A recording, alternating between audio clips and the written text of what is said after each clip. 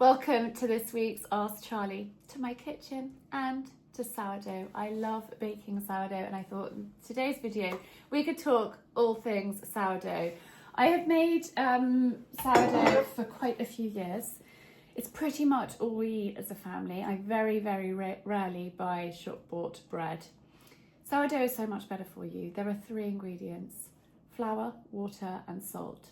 So there's no nasties, and because it takes a long time to make a loaf, through the fermentation process the gluten is broken down, so it's much easier to digest. It's kinder on your gut and it's just overall a lot better for you than shop-bought bread.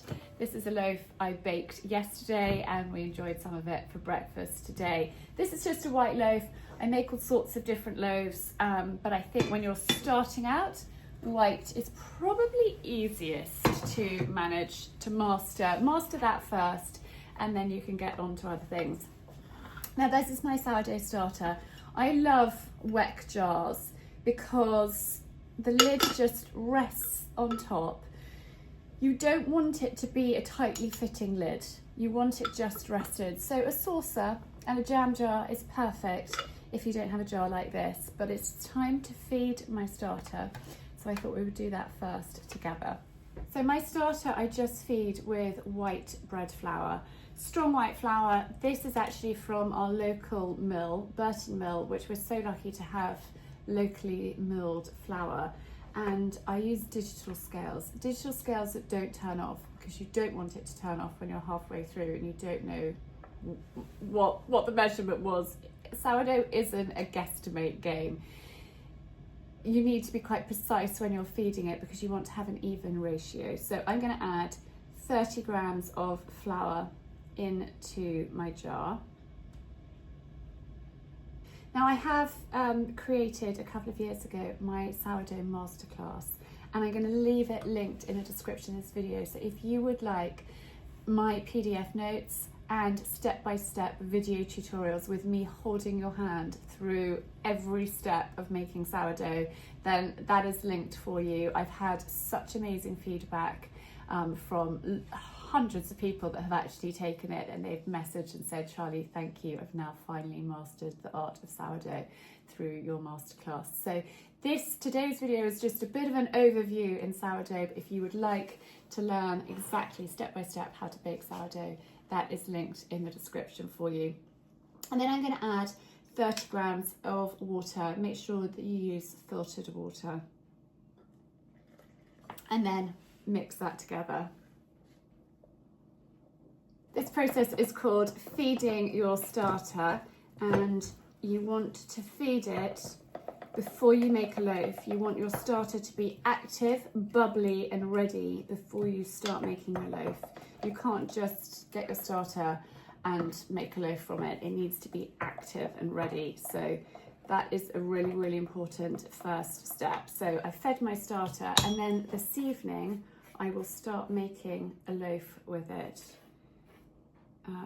once my starter is active. So I will literally just pop the lid on and leave that. So we're going to look at it. It's a little bit tricky to see, but it will bubble, it will rise, and when I know that it's active enough, it's time to bake with.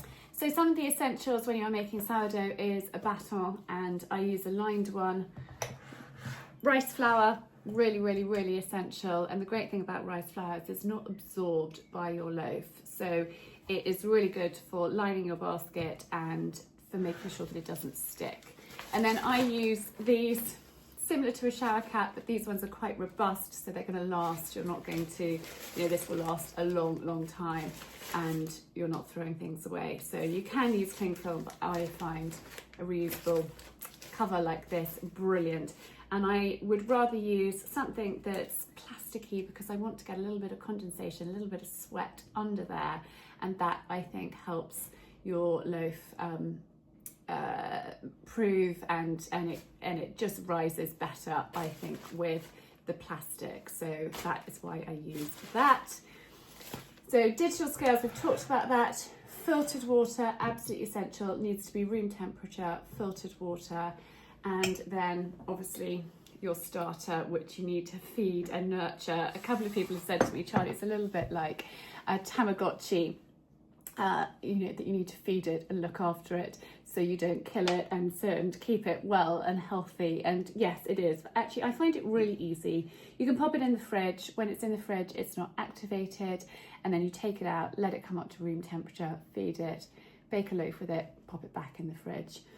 I get questions about discard, and actually I tend not to discard very often at all. If I haven't baked sourdough for a long time and I feel like my starter needs a good boost, then I might feed it, discard, feed it. But on the whole, I just take it out of the fridge, let it come up to room temperature, feed it, bake with it, pop it back in the fridge, and do the same process. Because I'm using it a couple of times a week, I can get away with that. But if you're using it infrequently, then you might need to feed it and discard.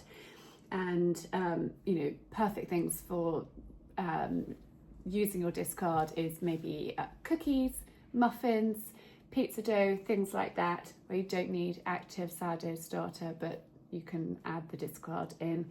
But as I said, I tend not to discard, and I think it's quite wasteful to discard. If you can get away with not doing it, then I think it's better, because you're not throwing away. And always put your discard in the bin rather than down the sink, because it dries like cement, and that's not good for your drains.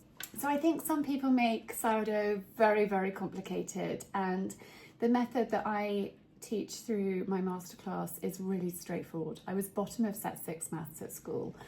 I find percentages, ratios, hydration, all of that stuff can be a little bit complicated in lots of people's methods. And so the way I teach it is really, really straightforward and easy. And I've had really positive feedback from that. I just don't think some things need to be quite so complicated. So my method is super easy, and I really think it's about getting my hands involved, feeling how it is and how it should be. And it's trial and error, but through the video tutorials, I do take you step by step. So if you're interested in learning, you know, with me, then the masterclass is great. But it is a wonderful thing to be able to make your own bread. And what I love is when the family request it. And actually, when I make a loaf, or I'll make a few loaves and I'll slice them up and I'll pop them in the freezer, my bread bags are back in stock. I've got some here.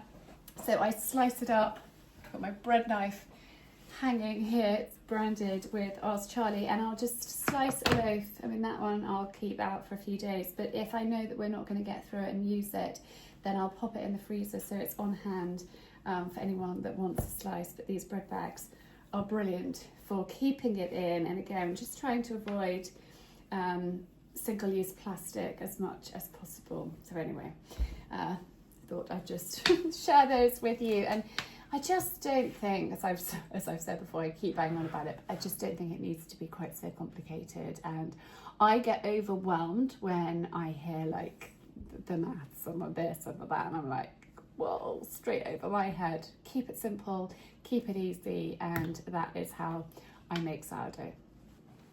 It is time to make a loaf. My starter is bubbly and active and risen, and I'm just going to add in, let me use this spoon, 50 grams of starter, and that is what it's looking like.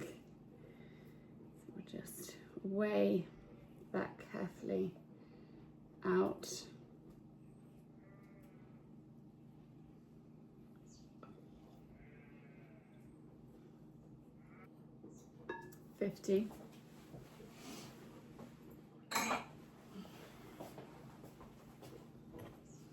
I'm now going to add my water in, so I'm going to zero the scales. I've zeroed it with my wooden spatula in, and I keep the scales on grams, and I'm adding in 350. Sorry, the lambs have suddenly got really noisy in the field. And you want to be precise with your amount of starter, and you want to be precise with your amount of water. There we are, perfect. And then I just roughly difficult to show you into the bowl, but I just roughly mix that together. Let me show you what it looks like.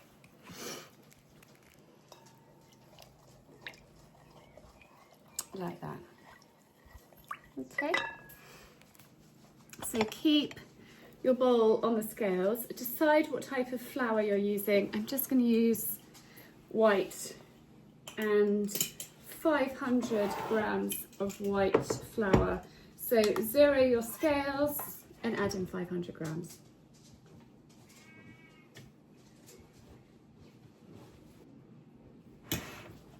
That's 500, zero your scales and add in your salt. 7 or 8 grams of salt depending how you like it. And I use sea salt. You can pop your scales away and then just mix it together. Don't get your hands in at this stage, but just mix, mix, mix. And it will come together into like a shaggy dough. And that is perfect. That's what we want at this stage.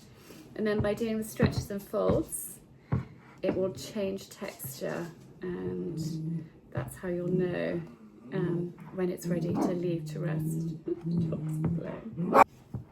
Just try and incorporate all of the flour that's on the side of the bowl.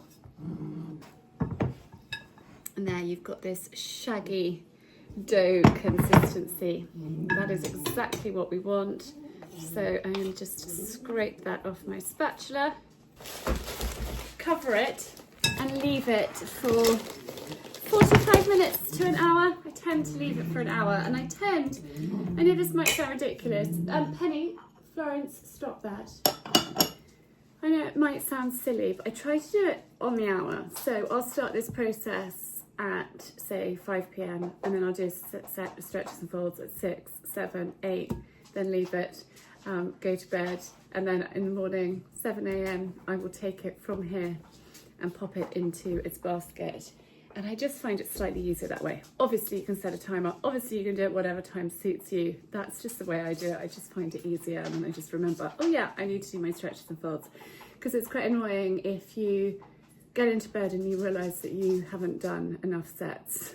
Then it does make a difference. It does make a difference. So you do this stage, and then I want to do 3 sets of stretches and folds before going to bed and leaving it to do a long overnight proof on the kitchen counter. And then, so it has that long proof, and then it goes into the fridge and it has another proof before baking. And you know, so it's a lengthy process, but actually hands-on time, it's pretty minimal. It has been an hour, so take the cover off. And this is when we want to get our hands involved. It's a good idea to get your hand a little bit wet. Wet fingers are easier to work with. That is what our dough is looking like. A shaggy, raggedy mess. And we're going to do our first set of stretches and folds. And a little bit difficult for me to spin the bowl while I am showing you what to do. But we're going from the bottom up and over. From the bottom up and over. Like that, and then spin it up and over, and you will feel the texture and the tension of the dough changing as you do it. So I'm going to pop my bowl down, and I don't know if I can get you into the bowl more. It's a little tricky, but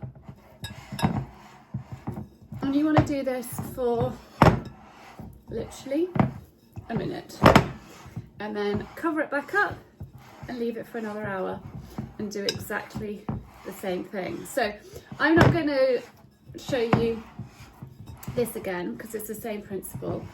I will be back with you tomorrow morning, probably in my horsey clothes, ready to go and muck at the stables, and I will show you getting it out of the bowl, into the batter basket and into the fridge. I will be back with you tomorrow morning. Good morning, bright and early, and there is my sourdough. So I have got my rice flour and my basket. Let's just see if we can tilt you down. And I'm just going to sprinkle some rice flour into my basket, and this is going to, and then I just do this, I'll spin it around, and this will stop my loaf from getting stuck onto the side of the basket. So when I take it out, it's not going to pull it out of shape. Then I've got a little bowl of water just to wet my hand. Just get this by doing our set of stretches and folds, and I want to just take off as much from the side of the bowl as well. So just pull that off and join it in and do my stretches and folds just to bring it together so I can take it from my bowl. And you'll see a lot of people will tip this out into the worktop and do like a whole complicated series of foldings and what have you, and I don't think you need to do that. I've tried to make this method of making sourdough as simple as possible to share with you guys, and this is how I do it. It's just coming together really nicely, and then when I'm happy with it, I will sprinkle a little bit of rice flour down the sides, and that just makes it easier to take out. I really want to build up the tension in my dough by doing this. Okay, now we go in with some rice flour and I just sprinkle it down the sides of the bowl, and then just coat it in a little bit of the flour, like so. Tip my bowl and pop it into my basket. Simple as that. And I might just pop a little tiny sprinkle over the top, and then it's not going to stick on to here. So that is how I do it. That goes into the fridge until we're ready to bake. Now, because I've got the rice flour in my bowl, I just rub my fingers and get the excess dough off the side of the bowl, and it just makes washing up so much quicker and so much easier. It is time to bake our loaf. So I've got a piece of greaseproof paper. I've actually used this piece before, but it's perfectly fine to use it again. So we are. My loaf has been in the fridge since we put it in there this morning, and it is now about 4 p.m. So it is looking like that, and you can give it a little press and see how it bounces back to know whether it's ready to bake. But it has risen nicely. It is looking in really good shape. I'm very happy with that. So I'm going to pop my piece of greaseproof on the top and flip it over like so. And we have got a beautiful loaf there. Now, really important that you score it. The dogs are playing behind me. So I'm actually just going to do a score, a deep score through the middle and basically across. This is a Need Ace blade, and I find it super helpful. It's somebody on YouTube that recommended it to me, and I was very grateful of that. Now I'm using a 24-inch Le Creuset. You can use a bigger one. I wouldn't use smaller than this. And place your loaf into your Le Creuset. Girls, stop it. Now you can either use a little splash of water between the greaseproof paper and the outside of your Le Creuset, or a tiny amount of ice. Don't add too much, and that is just going to create some steam in there and help it rise. Girls, please, that's very annoying. Mummy's talking. Shh. I don't preheat my cast iron. Lots of people do, but actually I think it's a really easy way to burn yourself, and I haven't noticed that much difference in the rise, but a little tiny bit of water or ice helps it. and then into a hot oven for my sweet spot in my oven, and you get used to your oven, is 55 minutes. So I will set a timer for 55 minutes, but I'm going to pop my loaf in there and be back with you in 55 minutes. So I set my timer and I took the dogs out for a walk. I thought I was going to get very, very wet as it started to rain, but luckily it was just a little shower. Anyway, I've done the hens, I fed the dogs, and I'm waiting for the timer to go off. I think it's literally any second it's going to go off and we can get our loaf out and see what it's looking like. It's always that moment of truth when the timer goes off and you lift the lid off and you're like, oh, are you a perfect loaf or are you not quite? There she is. Alexa, stop.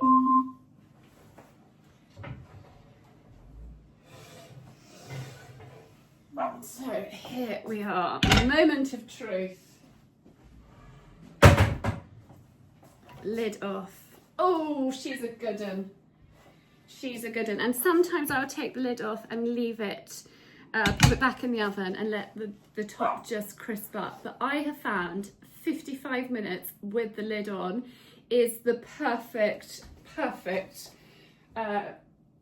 loaf for me. It also depends on how long the OG has been on for and whether I've been cooking other things, whether the temperature has dropped down. But on the whole, 55 minutes is pretty spot on. So I'm going to swing you around. Hang on, let me let the dogs in because they're just going to bark. Hang on a minute. Come on, guys.